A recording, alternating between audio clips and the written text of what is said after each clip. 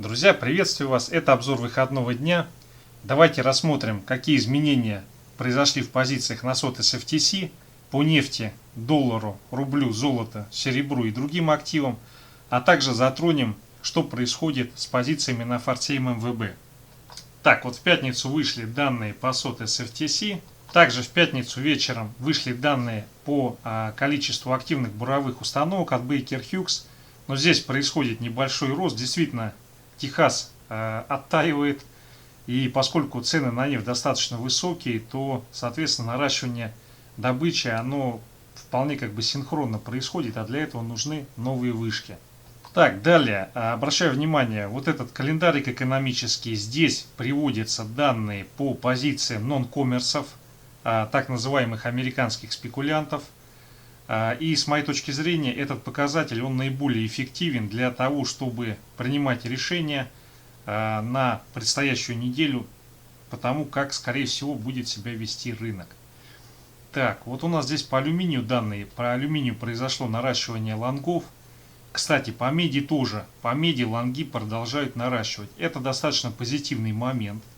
Это значит, что спекулянты делают ставку на то, что пока никакого обвала не будет. Здесь только надо четко понимать, что текущие значения на фондовом рынке, они достаточно высоки. И поэтому все это приводит к тому, что возникают всплески, типа внезапной волатильности. На самом деле это вполне закономерное явление, когда рынок достигает максимума, то сразу начинает расти волатильность. Но это, можно сказать, подготовка к предстоящему либо хорошему коррекционному откату, либо к обвалу. Так, на текущий момент по алюминию, по меди делают ставку на продолжение роста. Это металлы стратегические, алюминий для самолетостроения, медь это для производства электроники и различных электрических силовых установок. То есть в целом, и исходя из этих позиций, можно сделать вывод, что на предстоящую неделю спекулянты не делают ставку на то, что будет какой-то обвал или какая-то просадка по всем мировым рынкам. Обращаю ваше внимание, что это не есть истина в последней инстанции. Здесь есть определенная корреляция положительная между изменениями этих позиций и тем, как ведет себя актив на протяжении следующей недели. Также обращаю внимание, что вот эти данные — это фиксация позиций на вторник, которые публикуются в пятницу. Тем не менее, все равно есть определенная корреляция. Я бы даже сказал, что она более 70% между изменением этого параметра и то, в каком направлении идет, по крайней мере, в первой половине недели следующий рынок по данному активу. Так, далее интересует нефть. Конечно же нефть. Но смотрите, здесь идет небольшое снижение лонгов. На самом деле текущее значение по нефти, оно достаточно высокое и действительно необходим определенный коррекционный откат. Но с учетом того движения, как оно сейчас развивается, я думаю, что если не будет очередного события, как кризис ликвидности в марте 2020 года, то здесь небольшой откат, может быть, будет. Потом консолидация и дальнейший рост. Здесь рисуется хотя бы задерг на 70-75 долларов за баррель Brent. С другой стороны, мы достигли критически важного уровня, там, по-моему, 66.25, и в принципе от этого уровня по-хорошему должен быть откат, консолидация и потом по ситуации. Если рынки не падают, то оттуда будет отскок и попытка взять 70, сходить на 75. Так, по золоту и по серебру режут лонги, то есть ожидают продолжения снижения. Вообще, по-хорошему, золоту теперь на 1700 отпадать бы. С одной стороны, ситуация, согласен, она несколько кажется парадоксальной, потому что вроде как деньги все-таки пока не остановились, они на рынок идут, по крайней мере, рынок не падает. Соответственно, есть ожидания по инфляции. И тем не менее, золото и серебро, они проседают, особенно золото. И лонги также по золоту режут. Дурной знак. Дурной знак — это говорит о том, что, судя по всему, готовится к тому, что будет кризис ликвидности. Или, по крайней мере, делают ставку на то, что такое событие, по крайней мере краткосрочное и с отскоком и восстановлением позиции, оно в ближайшее время может произойти. Вот. Но здесь действительно получается такая ситуация неопределенная, потому что с одной стороны вроде как коронавирус проходит, потому что как ни крути идет вакцинирование, вырабатывается коллективный иммунитет у тех людей, которые переболели. Вот. И эта проблема так или иначе она начинает сдвигаться. Но что мы имеем по сути? По сути мы имеем руины. Руины какого плана? Экономика, она перестроилась, она нарушилась. И, соответственно, произошли определенные всплески, которые так или иначе они будут оказывать влияние на восстановление рынков и восстановление экономики. Ну вот, например, тот же рост стоимости в Техасе и в Калифорнии электроэнергии. Ну, такие вещи, они бесследно не проходят. Так или иначе это отобразилось на затратах, на доходности и, соответственно, вот эти все всплески их будут как-то пытаться компенсировать в виде увеличения себестоимости. Или если себестоимость продукции и услуг не смогут увеличить, это получается ущерб тех компаний, тех людей, которые что-то производят, и у них будет снижаться покупательская способность. Опять же, это влияние на возможность потребления товаров и услуг. Вот. И поэтому то, что происходит, вот это вот снижение по золоту, здесь, ну, это достаточно тревожный знак, я считаю. Потому что, несмотря на то, что, с одной стороны, это указывает на снижение рисков и на то, что в классических условиях это бы означало, что риски снижаются и все приходит в норму.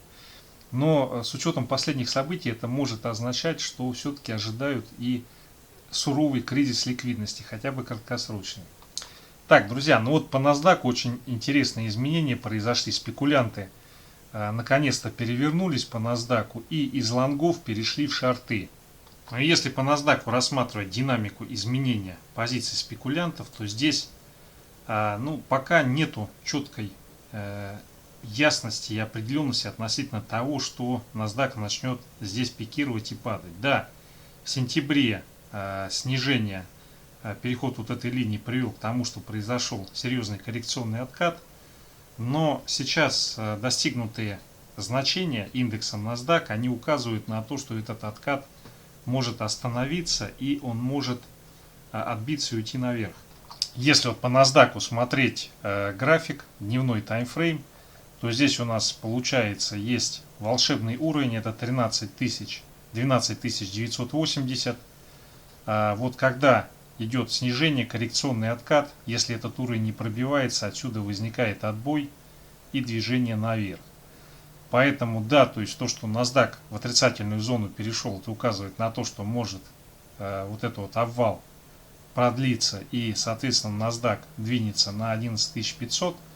Но пока нету здесь пробития, я думаю, волноваться преждевременно.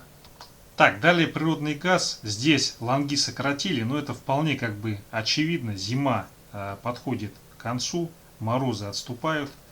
Вот, посмотрим на предстоящей неделе, как это отразится на котировках Газпрома, Новатэка.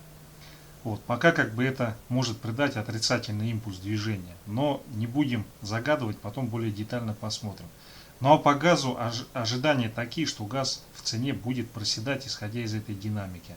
Так, далее S&P 500, здесь снизили шорты, вот, но здесь на самом деле ситуация очень неоднозначная. То есть с одной стороны это может свидетельствовать о том, что переключаются на ожидание все-таки роста либо консолидации на хаях, а с другой стороны здесь просто элементарно могли сжечь часть позиций, ну потому что как бы надо же держать шорты открытые. Вот. И то, что сгорают позиции, срабатывают стоп-заявки и кого-то даже маржин колит, это опять же влияет на наличие свободной ликвидности на рынке.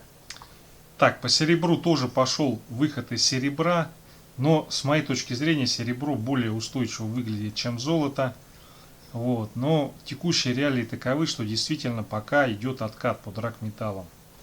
А канадский доллар, ну здесь достаточно хорошая корреляция с нефтью, хотя опять же Канаду нельзя признать там сырьевой супердержавой, она прибавочную стоимость в достаточно существенном объеме от ВВП генерит. Тем не менее, то, что происходит с нефтью, сейчас позитивно влияет на курс канадского доллара и ожидают его рост. Так, по иене здесь наоборот, по иене ожидают снижения. По рублю, рубль-доллар, здесь ясности, исходя из позиции SOT FTSE, нету. Пока из отрицательной зоны не вышли. И данный факт он указывает на то, что пока в рубль американские спекулянты не поверили, соответственно, вероятность того, что рубль будет укрепляться, я считаю, она от этого больше не становится. Так, ну и далее евро. Здесь консолидация и небольшое снижение. Вот такая ставка у американских спекулянтов на движение евро-доллар на предстоящей неделе. Так, друзья, ну вот еще британский фунт. Здесь спекулянты нарастили лонги, ожидают то, что британский фунт будет к доллару укрепляться. Далее позиции по индексу доллара. Здесь спекулянты немножко уменьшили количество шортов. То есть они делают ставку на то, что индекс доллара будет расти на предстоящей неделе. Так, далее биткоин. По биткоину сделали ставку на то, что биткоин сократили шорты. То есть получается ожидают, что биткоин будет расти. Мне кажется, просто у кого-то заявки начали срабатывать или кому-то нужны деньги, поэтому выходят из деривативов на биткоин и режут позиции. Так, друзья, дальше давайте пробежимся по позициям на форте ММВБ. Если SOT FTSE, они, скажем так, направляют рынок на диапазоне недели, полнедели, то изменение позиций за день на форте ММВБ, оно носит влияние более краткосрочное на утро, когда открываются торги, может быть в течение первой половины дня. Итак, то, что касается РТС. По РТС юрики срезали лонги, нарастили шорты. То есть по РТС ожидание того, что РТС продолжит движение вниз. Далее Сбербанк. Сбербанк здесь нарастили лонги юрики, порезали шорты. То есть по Сбербанку ждут коррекционный отскок. Но это несколько расходится с позицией по РТС. Газпром. Здесь в большей степени нарастили лонги, то есть по Газпрому также ожидают коррекционный отскок. Далее Норникель, у которого началась череда метеоритов, если это так можно назвать. Но здесь как бы ставка на то, что он либо будет снижаться, либо будет консолидироваться. С моей точки зрения сейчас было бы для него наиболее оптимально на 23 уж добить, а там посмотрим. В принципе и 23,5 тысячи это тоже для него весомый уровень, но здесь момент заключается в том, что такое количество аварий, оно носит долгосрочно негативный характер, и здесь уже могут быть какие-то комплексные, скажем так, предъявы, что там давайте все-таки побольше заплатите, потому что вот что-то это носит регулярный характер. Опять же, это мои суждения, мои домыслы. Рубль-доллар. Но здесь юрики немножко больше нарастили лонгов, чем шортов, но в целом ситуация на текущий момент указывает на то, что будет консолидация на достигнутых значениях. Евро-доллар. А вот здесь юрики делают ставку на то, что евро к доллару будет существенно проседать.